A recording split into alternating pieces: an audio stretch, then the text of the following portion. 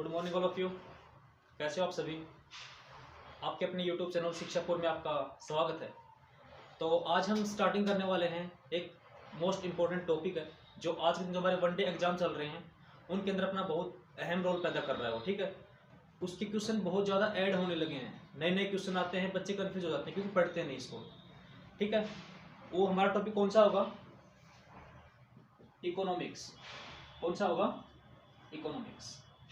Economics एक ऐसा subject है जिसको पढ़ा नहीं जाता, क्या कहा जाता है, समझा जाता है। जैसे हमारा मैथ है, मैथ का अगर हमें स्कोर करना है तो क्या करना पड़ेगा? मैथ का स्कोर तो उसके फॉर्मूला जो होते हैं उनको समझना पड़ेगा। अगर फॉर्मूला हमने समझ लिए तो हम क्वेश्चन कैसा भी निकाल देंगे। वैसे ही हमारी इकोनॉमिक्स है, इसको हम पढ़ेंगे नहीं, इसको हम समझेंगे अच्छे से, ठीक है। और कोई ज़्यादा लंबा सिस्टम है नहीं इसका, थोड़ा सा दिमाग लगाना पड़ेगा और ये बिल्कुल समझ में आ जाएगी, ठीक है। तो आज हम स्टार्टिंग करने वाले हैं इकोनॉमिक्स। पहले हम डेफिनेशन देखेंगे इकोनॉमिक्स होती क्या है, क्योंकि बेसिक बहुत जरूरी होता है हर चीज़ का। अगर हमने बेसिक कंसेप्ट क्लियर कर लिया तो आगे कितना टफ सिस्टम हो हम समझ लेंगे उसको, ठीक है। तो हम स्टार्टिंग करने वाले हैं इकोनॉमिक्स है क्या। देखो, जो हमारी रियल लाइफ है, सोशल लाइफ जो हमारी चल रही है, इसके अंदर जो हमारे रिसोर्स है, जो भी हमारे संसाधन है, वो लिमिट है या अनलिमिटेड है? जो हमारे रिसोर्स है क्या है, रिसोर्स है वो क्या है हमारे, लिमिटेड है या अनलिमिटेड है? रिसोर्स हमारे लिमिटेड होते हैं। क्या होते हैं? लिमिटेड होते हैं। और जो हमारे वांट्स, जो हमारी सोच है, जो हमारी चाहत, मतलब जैसे हम कुछ सोचते हैं वो क्या हमारी अनलिमिटेड है। वांट्स हमारे क्या है? वांट्स हमारे क्या है? अनलिमिटेड है। रिसोर्स है हमारी लिमिटेड और हमारी जो वांट्स है वो है अनलिमिटेड। इतने रिसोर्स से हमें इतनी वांट्स, जो हमारी क्या है, इच्छाएं हैं, इच्छाएं ये हमारे क्या है, संसाधन। इतने रिसोर्स से इतनी इच्छाएं हमें पूरी करनी है। क्या करनी है? इतने रिसोर्स से इतने वांट्स को पूरा करना है और इनका हमें मैनेजमेंट करना है। क्या करना है? मैनेजमेंट करना है।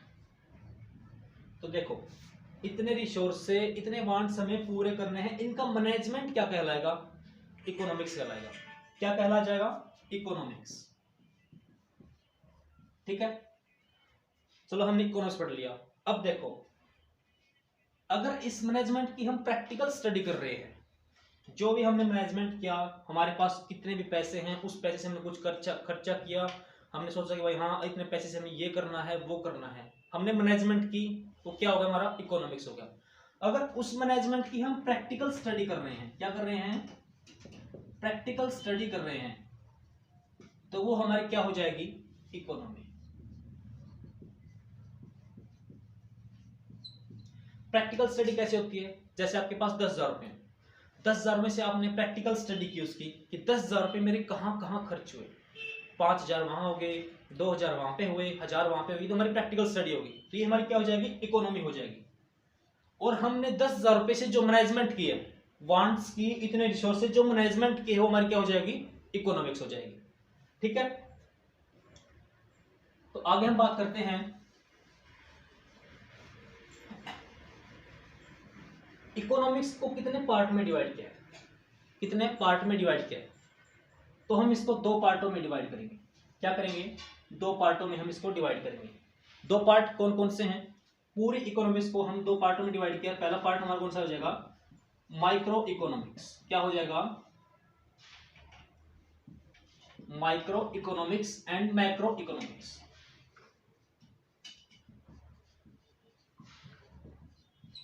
हिंदी में हम इसको क्या बोलेंगे?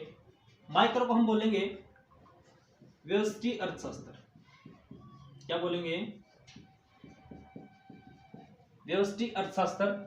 और मैक्रो को हम क्या बोलेंगे? समष्टि अर्थशास्त्र, ठीक है। और ये माइक्रो है, ये ग्रीक भाषा, जो ग्रीक लैंग्वेज है उसका वर्ड है, कौन सी का? मैक्रोज का। किसका है? ग्रीक जो लैंग्वेज है उसका एक वर्ड है मैक्रोज, उससे हमने निकाला है माइक्रो और मैक्रो, ठीक है। तो व्यष्टि अर्थशास्त्र, माइक्रो इकोनॉमिक्स। व्यष्टि का अर्थ क्या होता है? छोटा। क्या होता है? स्मॉल, छोटा। और जो मैक्रो है, मैक्रो मतलब समष्टि, इसका क्या अर्थ होता है? बड़ा, ठीक है।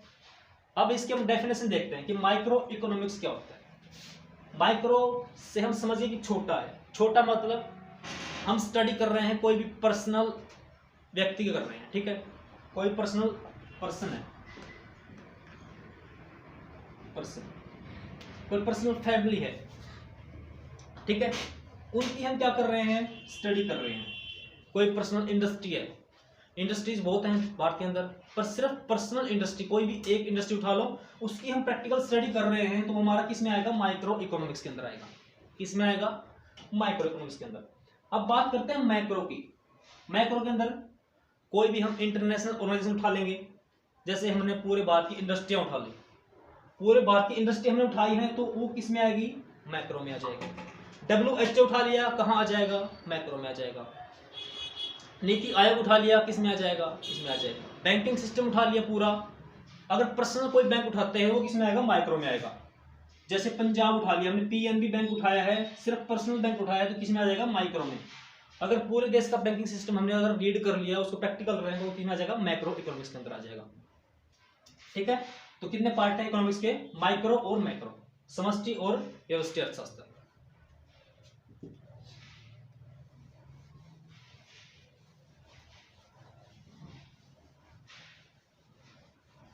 अब करेंगे हिस्ट्री ऑफ इकोनॉमिक्स, कि इकोनॉमिक्स कहां से स्टार्ट होती है। तो पहले हम बात देखेंगे इकोनॉमिक्स है क्या। हिंदी में इसको बोलते हैं अर्थशास्त्र। क्या बोलते हैं, अर्थशास्त्र। अर्थशास्त्र जब स्टार्ट हुआ तो उस टाइम पे ये कोई ना कोई सब्जेक्ट था, ठीक है। क्या था उस टाइम पे, ये उस टाइम पे सिर्फ इसको हम बोलते थे ग्रंथ।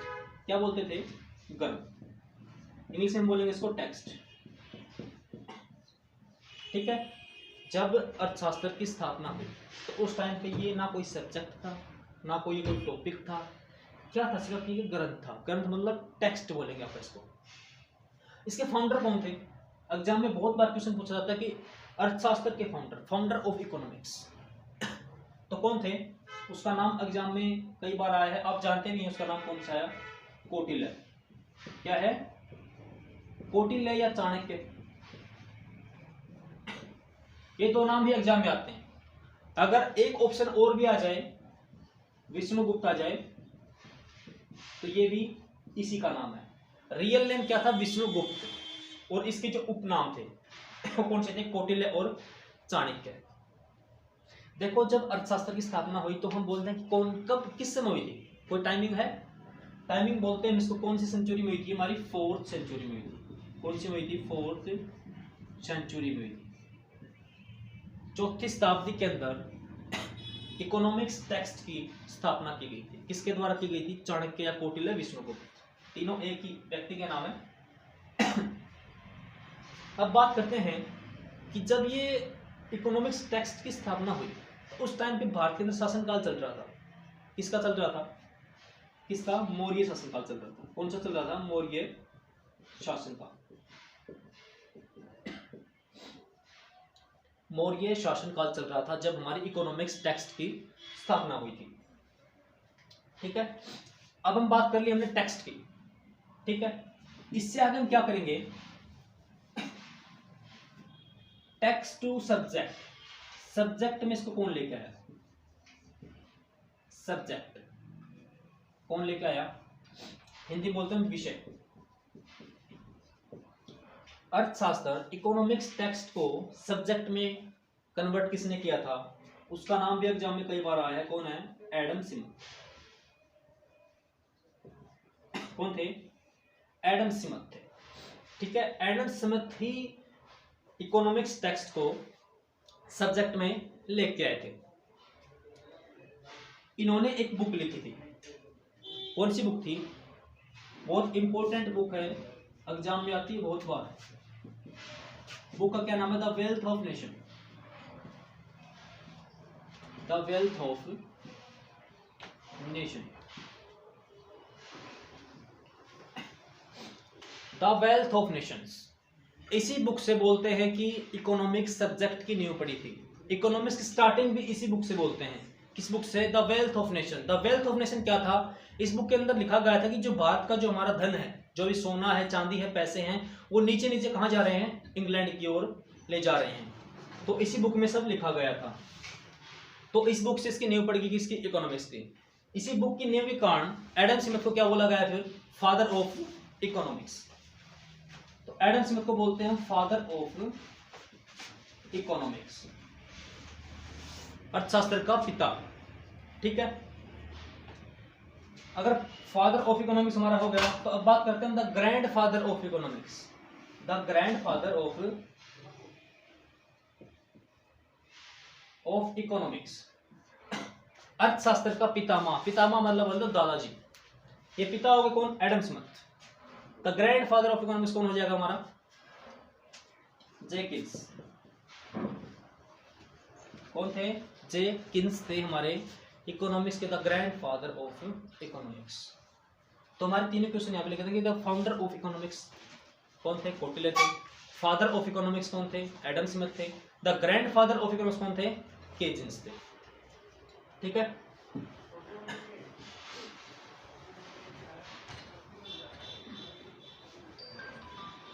जो हमारी बुक थी द वेल्थ ऑफ नेशन, कौन सी बुक थी? The wealth of nation. तो द वेल्थ ऑफ नेशन के अंदर एक इकोनॉमी का जिक्र किया गया। कौन सी इकोनॉमी थी हमारी? वो हमारी इकोनॉमी थी कैपिटलिस्ट इकोनॉमी।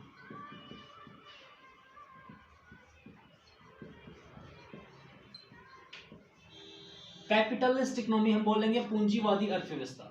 पूंजीवादी अर्थव्यवस्था। इस इकोनॉमी का जिक्र किसने किया था? एडम स्मिथ ने अपनी book the wealth of Nations. कौन सी इकोनॉमी का? The capitalist economy. ठीक है, पूंजीवादी अर्थव्यवस्था। अब बात करते हैं कि कैपिटलिस्ट इकोनॉमी क्या थी। क्या थी? पहली बात तो ये देखो कि जो हमारी कैपिटलिस्ट इकोनॉमी थी ये प्रॉपरली एक प्राइवेट सेक्टर था। क्या था? एक प्राइवेट सेक्टर था।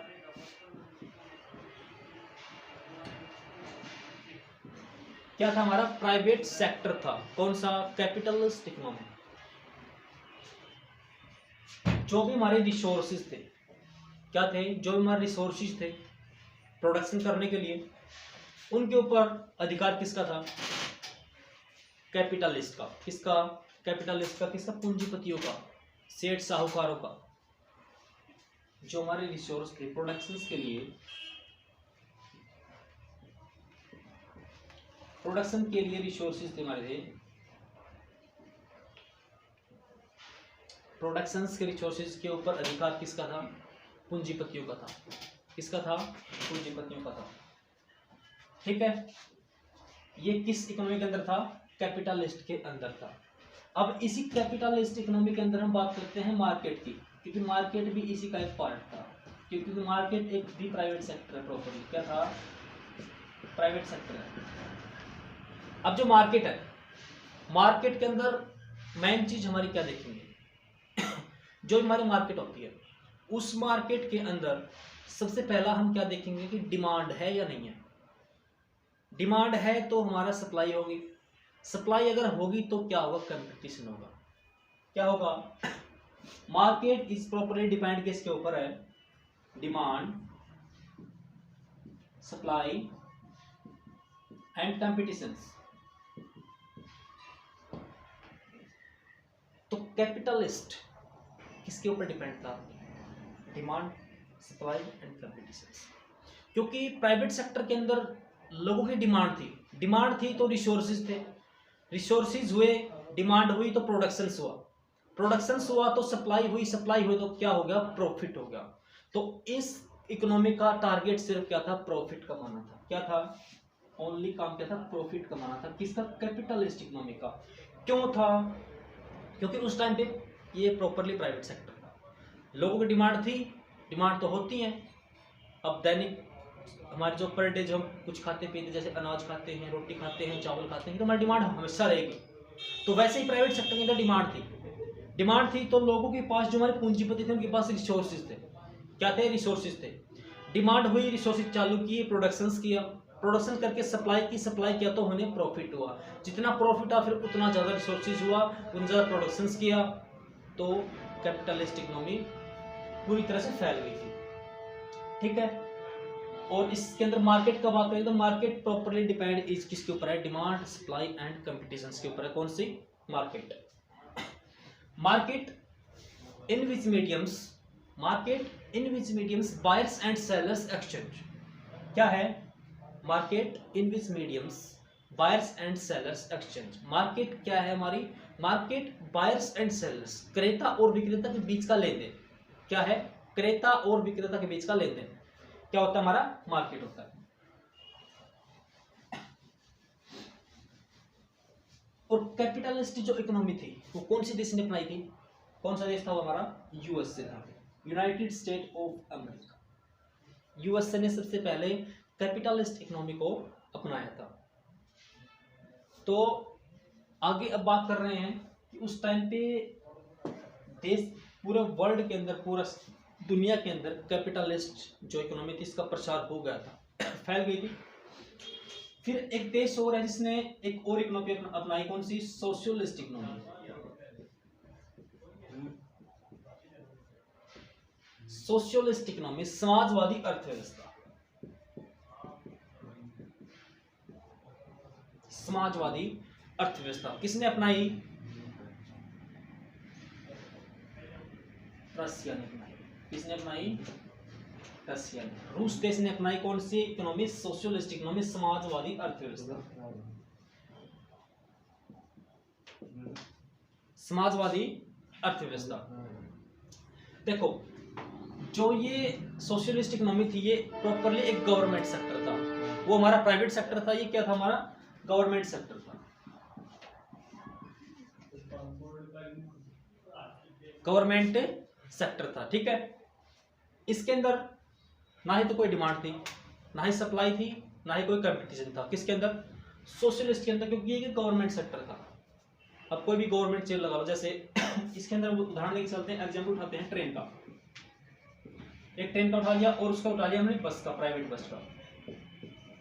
देखो प्राइवेट बस अपनी मर्जी के अनुसार चलेगी, क्योंकि उसके ऊपर एक किसी पूंजीपति का अधिकार है, वो बस किसी पूंजीपति की है, वो जैसे बोलेगा वैसे टाइमिंग होगी, वैसे ही वो चलेगी। अगर बस के अंदर सवारियां बैठी हैं, उसके अंदर कुछ पर्सन्स बैठे हैं तभी बस चलेगी, अगर बस बिल्कुल खाली है तो बस नहीं चलेगी, क्योंकि प्राइवेट सेक्टर है। ठीक है, अब बात करते हैं गवर्नमेंट सेक्टर की, जैसे सोशलिस्ट इकोनॉमी है, ट्रेन है, ट्रेन हमारी चलेगी। ठीक है, उसके अंदर चाहे सवारी बैठी है, चाहे खाली है, चाहे भरी है, वो चलेगी तो चलेगी, टाइमिंग जो भी होगा उसी टाइमिंग पे वो चलेगी। उसका कोई भी, ना तो ट्रेन की कोई डिमांड है कि भाई हाँ मेरे को इतने व्यक्ति चाहिए तभी मैं चलूंगी, ना ही कोई डिमांड है, डिमांड भी नहीं है, सप्लाई भी नहीं है, ना ही कोई कंपटीशन है। किसके अंदर, सोशलिस्ट इकोनॉमी के अंदर। तो इनका टारगेट क्या था, सिर्फ लोगों का कल्याण करना, लोगों की भलाई करना। ठीक है, किसका, सोशलिस्ट इकोनॉमी का। तो socialist economy is not depend demand and supply and competition. और जो capitalist economy properly depend is demand, supply and competition. ठीक है, अब हम बात कर रहे हैं 15 अगस्त 1947। इस दिन हमारा भारत इंडिपेंडेंस बन गया था फुल। ठीक है, भारत आज़ाद हो गया था इस दिन 15 अगस्त 1947 को। तो उस टाइम पे भारत के अंदर बहुत बड़ी समस्या थी। क्या थी, उस टाइम पे भारत के अंदर गरीबी थी,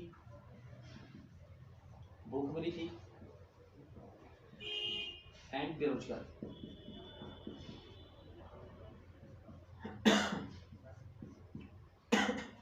क्या थी, गरीबी थी, भूखमरी थी एंड बेरोजगारी थी। अब हम सोच रहे हैं कि जो भी देश की इकोनॉमी है, जिस भी देश की इकोनॉमी है, उस इकोनॉमी के अंदर ऐड क्या क्या चीज़ हो रही है।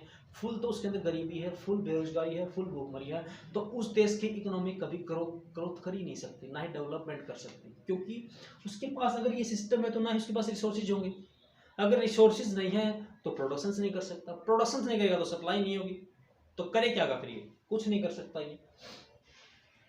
तो उस टाइम पे जब भारत आजाद हुआ हमारा, तो उस टाइम पे हमारा पूरी दुनिया दो पार्ट में डिवाइड हो चुकी थी।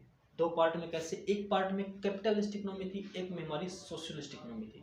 कौन सी थी, एक में कैपिटलिस्ट इकोनॉमी थी, एक में सोशलिस्ट इकोनॉमी थी। अब भारत के पास सिर्फ फोकस क्या था कि कौन सी देश की इकोनॉमी को हम अपने देश के अंदर मर्ज करें, अपनाएं। क्या करें, अपनाएं। तो भारत ने सोचा अगर कैपिटलिस्ट को अपना लेंगे तो फिर रशिया हमारे से नाराज हो जाएगा। क्या हो जाएगा, अगर सोशलिस्ट अपना ले तो अमेरिका नाराज हो जाएगा। तो भारत ने फिर एक मीडियम चुना, एक मीडियम चुना। कौन सा मीडियम चुना भारत ने? भारत ने दोनों देशों की इकोनॉमी को अपना लिया। जो भारत के अंदर जो हमारा एरिया है उसके अंदर जो रिसोर्सेज हैं उसके ऊपर कुछ का अधिकार कर दिया कैपिटलिस्ट इकोनॉमी का, कुछ पे कर दिया हमारा सोशलिस्ट इकोनॉमी का। ठीक है, तो भारत ने दोनों देशों को इकोनॉमी को अपना लिया। तो भारत के अंदर फिर कौन सी इकोनॉमी बन गई? Mixed economy. तो एग्जाम में क्वेश्चन कई बार पूछा जाता है कि भारत की अर्थव्यवस्था कैसी है, इंडिया की इकोनॉमी कैसी है, तो कैसे बोलेंगे? मिक्स्ड इकोनॉमी, मिश्रित अर्थव्यवस्था। ठीक है, तो भारत ने अपने एरियाज के ऊपर जो भी प्रोडक्शन हुए रिसोर्सेज के दौरान उसके ऊपर कुछ के ऊपर अधिकार कर दिया कैपिटलिस्ट इकोनॉमी का, कुछ पे कर दिया हमारा सोशलिस्ट इकोनॉमी का।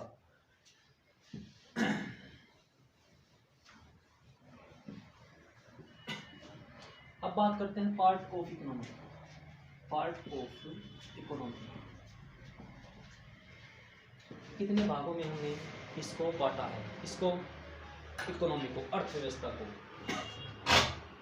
तो हमने इसको 3 भागों में डिवाइड किया, 3 पार्ट्स डिवाइड में किया इसको। क्या? पहले में बात करेंगे बैकवर्ड इकोनॉमी की।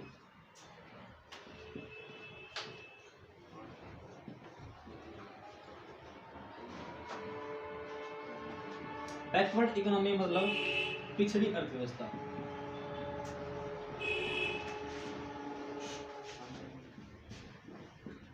पिछड़ी अर्थव्यवस्था क्या होती है? एक थी हमारी डेवलपमेंट इकोनॉमी,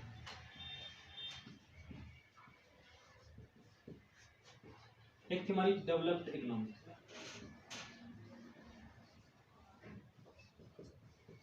ठीक है, डेवलपमेंट क्या होती है? हमारी विकासशील। डेवलप्ड होती है हमारी पूरी तरह से विकसित। अब इनका फंडा समझते हैं कैसे होते हैं ये। बैकवर्ड इकोनॉमी क्या होती है?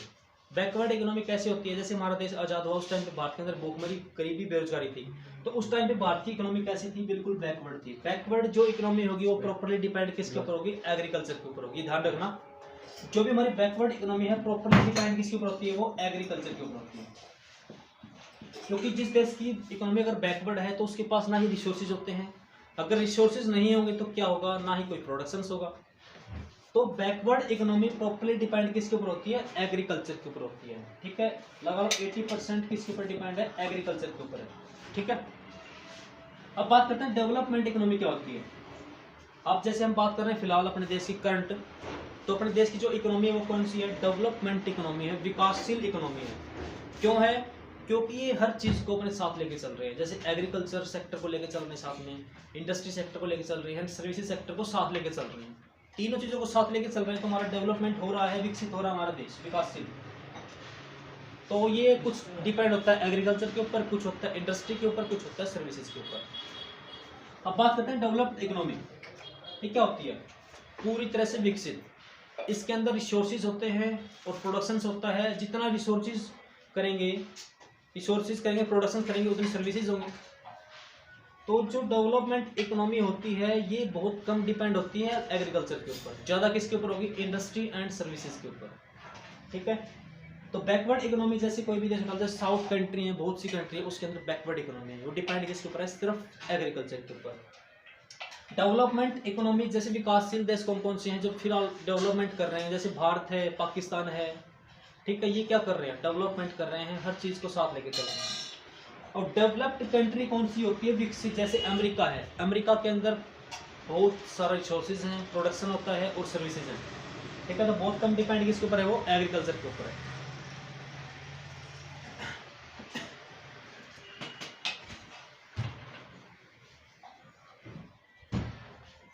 अब हम बात कर रहे हैं इकोनॉमिक ग्रोथ। एक होती है हमारी इकोनॉमी डेवलपमेंट,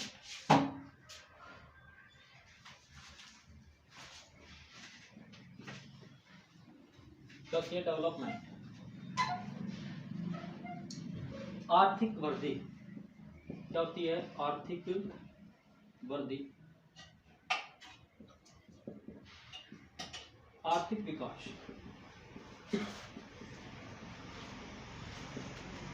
अब हम पूछ लीजिए इकोनॉमिक ग्रोथ क्या होती है? इकोनॉमिक ग्रोथ हमारी क्या होती है?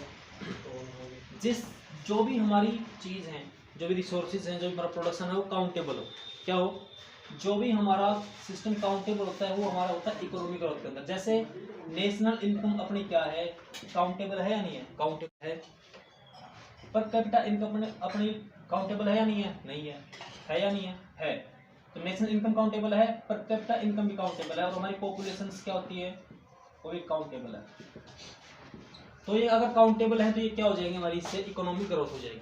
ठीक है, पर ये जरूरी नहीं कि इकोनॉमिक ग्रोथ होने के बावजूद इकोनॉमिक डेवलपमेंट हो जाएगा, नहीं होगा, कोई जरूरी नहीं है।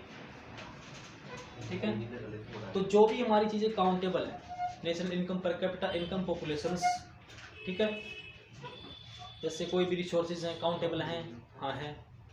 ठीक है, तो इकोनॉमिक ग्रोथ क्या होती है, जो चीज़ काउंटेबल होती है उसको हम रखेंगे इकोनॉमिक ग्रोथ के अंदर। और इकोनॉमिक ग्रोथ अगर होती है तो हम सोच सकते हैं कि इकोनॉमिक डेवलपमेंट भी हो सकता है। ठीक है, तो आज के लिए हमारा सेशन खत्म होता है। तो वीडियो आपको बहुत अच्छी लगी होगी तो हमारी वीडियो को लाइक करें, चैनल को सब्सक्राइब कर लें और हमारे बेल आइकन को ऑन कर लें ताकि अगली क्लास का नोटिफिकेशन आपको हर समय मिलता रहे। Thank you.